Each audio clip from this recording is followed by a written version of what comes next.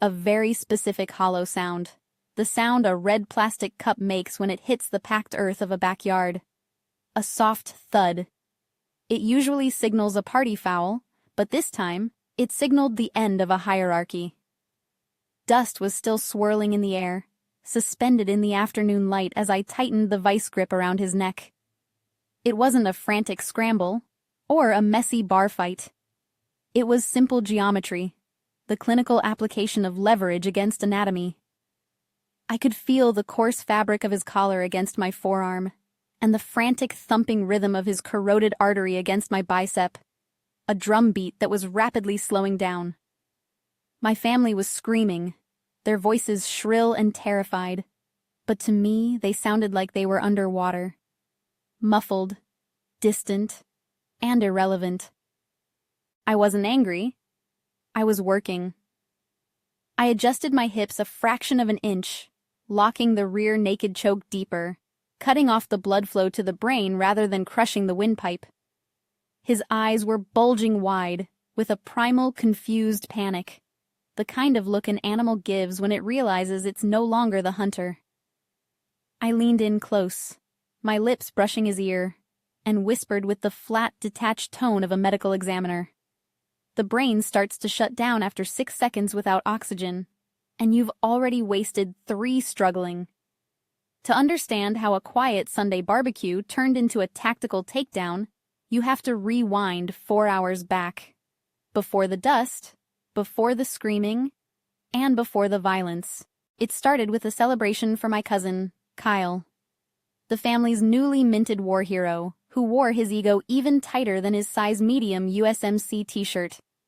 He had just graduated from boot camp, and the way he strutted across the lawn, you would have thought he had personally dismantled an entire insurgent network with his bare hands. The air smelled of charcoal smoke and cheap beer, and the sound of my aunts fawning over him was nauseatingly loud. They treated his basic training stories like classified intel from the front lines, while I sat in the corner nursing an iced tea, trying to make myself as small as possible. I was reading a book, intentionally disengaged, when a shadow fell across the pages. I looked up to see Kyle standing there, flanked by 2 of his friends. A smirk plastered across his face that I remembered from our childhood, the same smirk he wore when he used to break my toys. He looked down at my cardigan and my book, then laughed, a sharp barking sound meant to draw an audience. He turned to his buddies, pointing a calloused finger at me like I was a zoo exhibit. "And here we have Ellie," he announced, his voice booming. "State Department Logistics Coordinator. That's fancy government speak for professional paper pusher."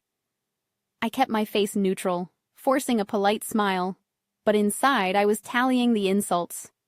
He didn't know that my logistics cover had sent me into 3 different hostile zones in the last 18 months.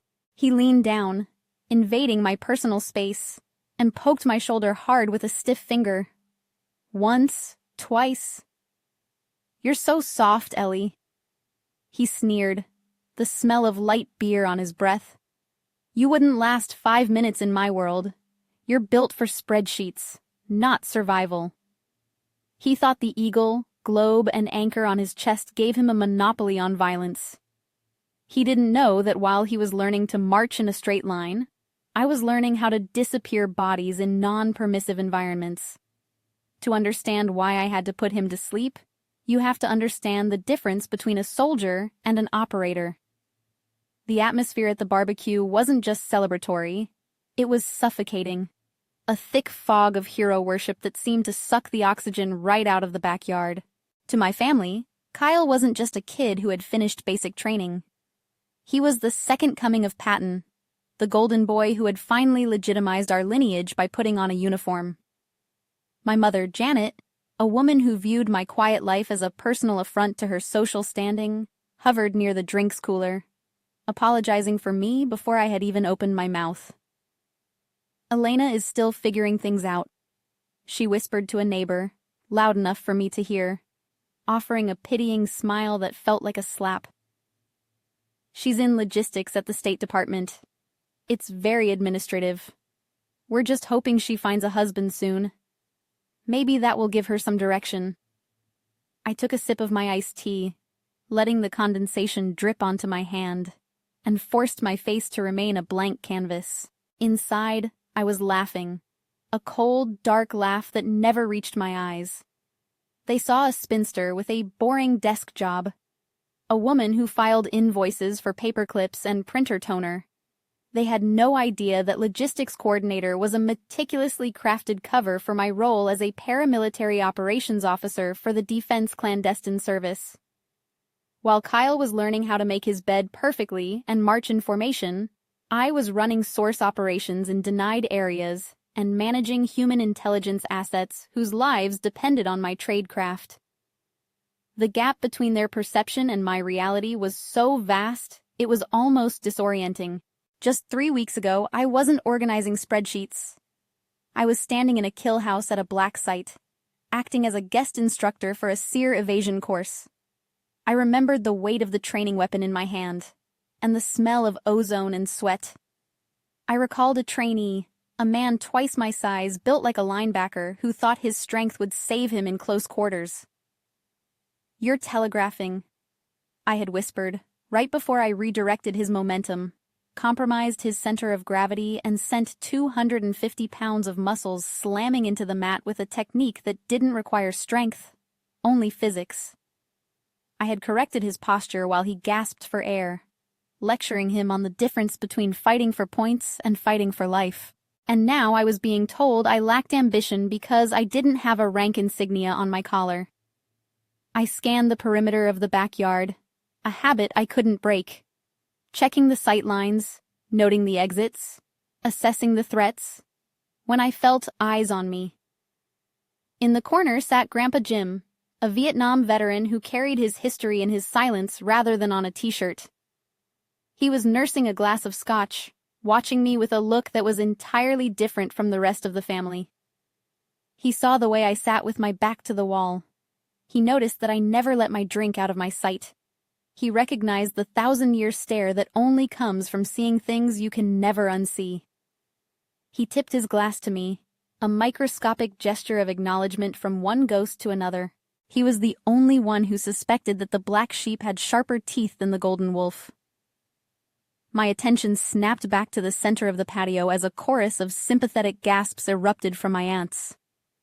Kyle was sitting on a lawn chair holding court, dramatically peeling off his sock to reveal a blister on his heel. 5 miles, he said, shaking his head with feigned exhaustion, soaking in the admiration.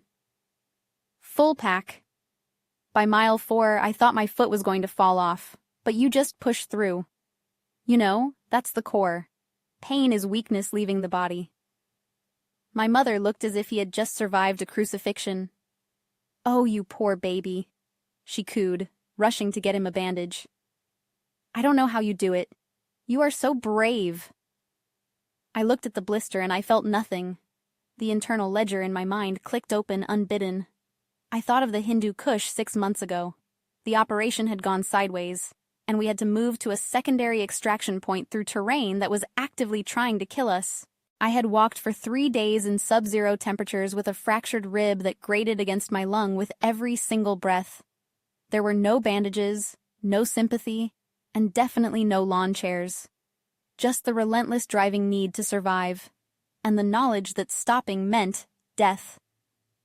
I had stitched my own arm up in a safe house bathroom with zero emotion, treating the flesh like fabric because panic is a luxury operatives cannot afford. I listened to him explain pain to the family, nodding politely. It took every ounce of my discipline not to laugh. He was playing soldier. I was the reason soldiers got called in.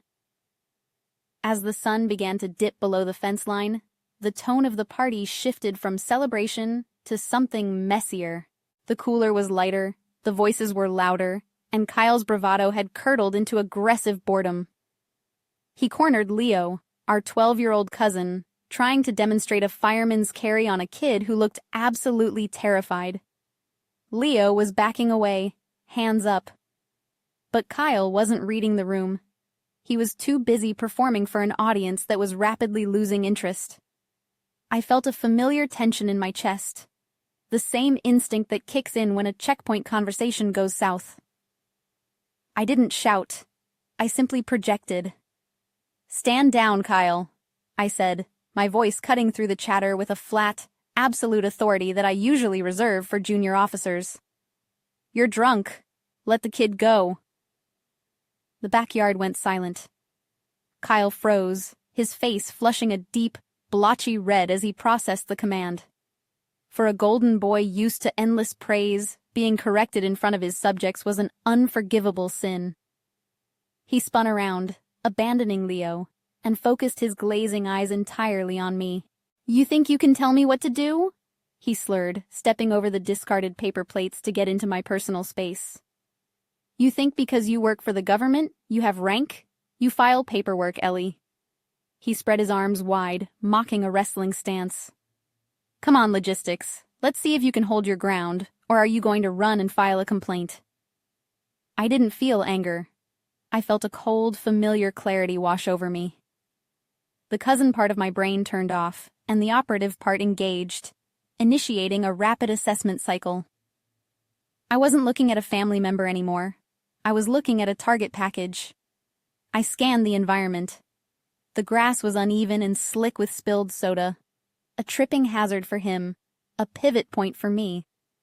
I analyzed his stance. His weight was pitched too far forward. Aggressive but unstable, and his chin was jutting out, practically begging to be struck. I mentally tallied every tactical error he was making, comparing his sloppy, drunken posture to the trained insurgents I'd tracked through crowded markets. It was almost insulting that this was the threat demanding my attention. I took a slow breath, centering myself. I had to follow the rules of engagement, even in a suburban backyard. I needed witnesses to see that I offered him an off-ramp, a chance to walk away with his limbs intact. "Kyle," I said, my hands raised in a non-threatening open palm gesture that actually kept my guard up. "I am asking you to back away. I do not want to hurt you." He barked a laugh, a harsh, ugly sound, and lowered his shoulder, telegraphing his move like a billboard.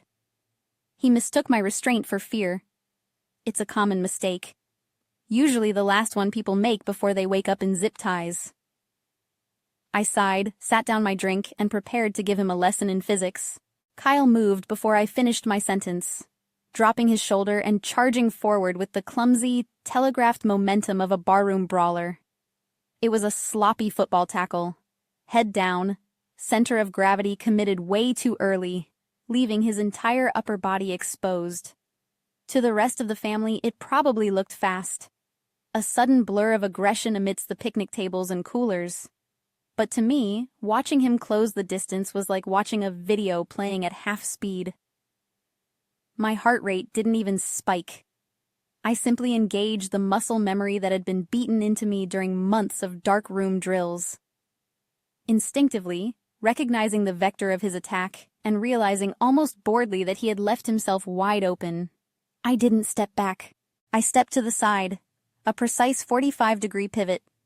I've drilled it 10,000 times until the soles of my boots wore thin. As his heavy frame rushed past the space I had just occupied, I didn't try to stop him with strength, which is what he expected.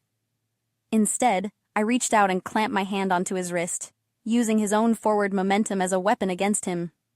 With a sharp tug and a simultaneous sweep of my leg behind his knees, I disrupted his balance completely. Physics took the wheel. There was a sickeningly solid thud, the sound of 180 pounds of dead weight hitting the packed earth, and the air rushed out of his lungs in a sharp, surprised whoosh. We hit the ground hard, dazed, but his instinct was to scramble, to flail his limbs in a desperate attempt to regain control. I didn't give him the chance. Before the dust had even settled around his boots, I had dropped my weight and transitioned to his back, my movements fluid and heavy. I wasn't fighting him. I was dismantling him. I slid my left arm under his chin, locking it into the crook of my right elbow, and placed my right hand behind his head to seal the circuit. It was a rear naked choke applied with textbook precision, not across the windpipe, which causes panic and gagging, but deep against the carotid arteries on the sides of the neck. This is the difference between a fight and a neutralization. An air choke is painful and takes minutes. A blood choke is silent, painless, and shuts the lights out in seconds. I could feel his pulse hammering frantically against my forearm. A rapid thump, thump, thump that was already beginning to slow as the blood flow to his brain was restricted. His thrashing grew weaker, his coordination failing as the oxygen debt set in. The screaming from the patio had stopped, replaced by a horrified vacuum-like silence as the family watched their war hero rendered helpless by the cousin they mocked for reading too much. I leaned in close, my mouth right next to his ear, my voice dropping to a whisper that only he could hear. A secret just for us. "Tap out," I said, tightening the vise just a fraction of a millimeter. "Or fade to black." His hand slapped the grass frantically. Once, twice, 3 times. The universal sign of surrender. I released the hold instantly. There was no hesitation, no lingering squeeze to prove a point. Professionalism dictates that once the threat is neutralized, you disengage.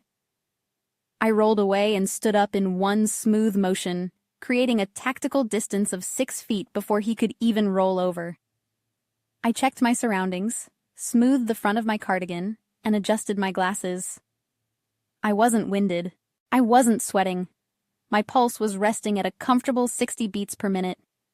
Kyle was on his hands and knees, gasping for air, coughing as the blood rushed back into his head. He looked up at me, his eyes red and watery, his face a mask of humiliation and confusion. You cheated," he rasped, wiping spit from his chin. "What was that? You nearly killed me." I looked down at him, my cover effectively dropped, letting the cold reality of my profession bleed into my tone. "That was a level 4 control hold," I said, using the specific agency terminology. "That I knew would fly right over my family's head, but land like a hammer on his. If I wanted to hurt you, I would have crushed your trachea. I chose to compress the carotids to simulate a syncopal episode.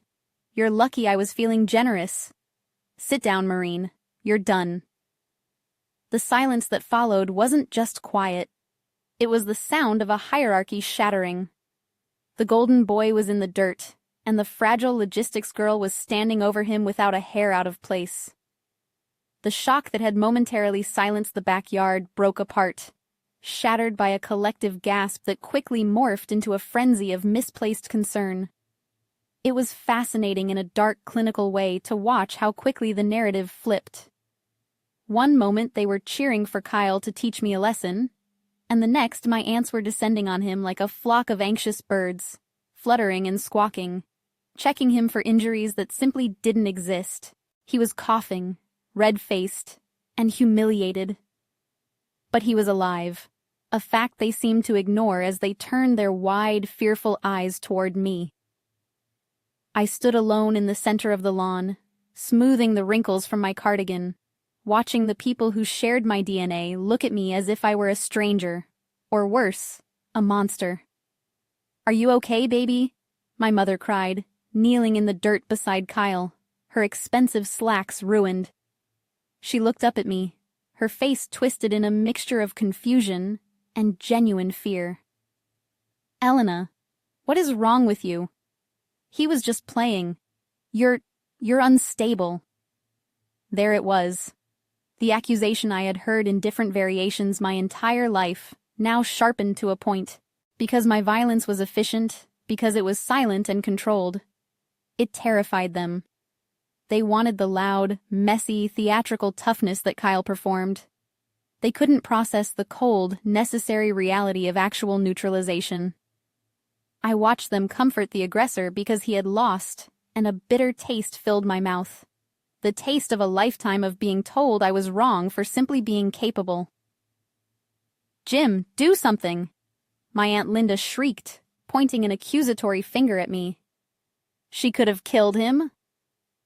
Grandpa Jim, who hadn't moved a muscle during the entire altercation, slowly set his iced tea down on the patio table. The glass made a sharp clink that seemed to cut through the hysteria. He stood up painfully, his old joints popping, and the sheer weight of his presence silenced the women instantly. He walked over to where Kyle was still massaging his neck. looked down at him, and then looked directly at me. She didn't try to kill him. Linda, Jim said, his voice gravelly and low, carrying the undeniable weight of command. She showed him mercy. If that was a real fight, if she wanted to hurt him, Kyle wouldn't be waking up. The backyard went dead silent again. Kyle looked away, unable to meet the old man's eyes. Jim held my gaze, and for the first time in years, I saw a peer looking back at me. He nodded, a slow, deliberate movement. "Good form, kid," he grunted. "Your leverage was perfect." It was the only validation I had ever received in this house. And I realized with a sudden crystal clarity that it was the only validation I would ever need. I didn't need them to understand my job. I didn't need them to respect my title. I just needed to leave. I walked over to the patio table and picked up my car keys. My mother started to stand up, her expression shifting from fear to that familiar, manipulative disappointment. "Elena, you are not leaving like this. You need to apologize to your cousin. You've ruined the entire afternoon." I stopped and looked at her. Really looked at her. I saw the fear behind her eyes, the desperate need for everything to be nice and normal and average. "I don't work in logistics, Mom," I said, my voice calm and final. "And I don't come home to be disrespected by people who have never spent a day in the real world. Don't invite me next year." I turned and walked through the side gate, the metal latch clicking shut behind me with a sound like a prison door opening. I didn't look back. 6 months later, the sun-drenched suburbs of Virginia felt like a hallucination. I was standing in a windowless briefing room in a safe house on the outskirts of Kyiv. The air thick with the smell of stale coffee and ozone. Outside, a cold rain was hammering against the reinforced walls. Inside, the atmosphere was electric with focused, professional tension. My team, 4 of the most dangerous, capable human beings on the planet, sat around the table waiting for my signal. There were no insults here, no questions about my ambition. When I spoke, heads turned. When I gave an order, it was executed without hesitation. I was in the middle of a threat assessment briefing when my personal phone, buried deep in my bag, buzzed once. It was a sound I usually ignore during operations, but we were in a holding pattern, waiting for a green light from DC. I pulled it out and saw a notification from a number I hadn't saved, but recognized instantly. It was Kyle. The message was short, stripped of all the emojis and bravado that usually cluttered his communication. I watched the tape back. The security cam on the porch caught it. I showed my company. He asked where you learned that. I didn't tell him. I get it now. Sorry. I stared at the glowing screen for a heartbeat. I thought about the barbecue, the dust, the fear in my mother's eyes, and the silence of the choke. I thought about the apology, something he probably felt brave for sending. But the ledger in my head was already closed. I didn't need his apology to validate my skill, and I didn't need his understanding to justify my life. I didn't reply. I didn't even save the number. I simply swiped left, hit delete, and watched the message vanish into the digital void. Then I dropped the phone back into my bag, looked up at my team, and nodded. "Where go?" I said. "Lights out in 5. My family wanted a warrior to brag about, so they looked at the loud boy in the uniform. But real warriors don't advertise. We just handle business, and then we go home. If you've ever had to remind someone that quiet doesn't mean weak, let me know in the comments.